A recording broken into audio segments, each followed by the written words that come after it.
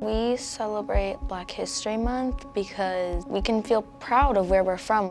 I admire my papa the most because he was poor, he had a rough childhood, and then he started a business.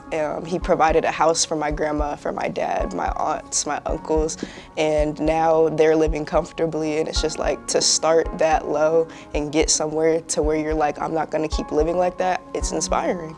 It's important to know where you started and where we're gonna finish. I think it's important to acknowledge basically the big figureheads like Malcolm X and Martin Luther King and Frederick Douglass, Harriet Tubman, all those people who historically have contributed to betterment of our society.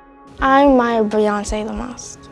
Nice. Why do you admire Beyonce? Because she's just a queen.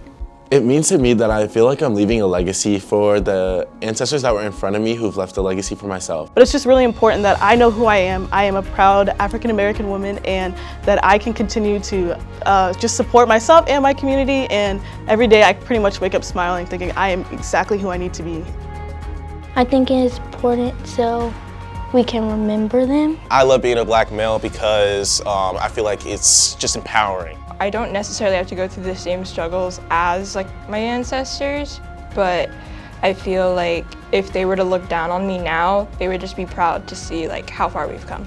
Everyone else has accomplished so much, and they inspire others to keep going, to go on and do greater things, that I kind of just want to do the same. I think Dr. Henry said it best, CFISD for all. In CFISD, it really feels as though I'm walking into a school that really supports me. You know, I'm gonna do great things in the future. We inspire. We lead. We create. We celebrate us. We empower. Celebrate Black history. We celebrate Black History Month. We celebrate you. We celebrate Black History Month in CFISD.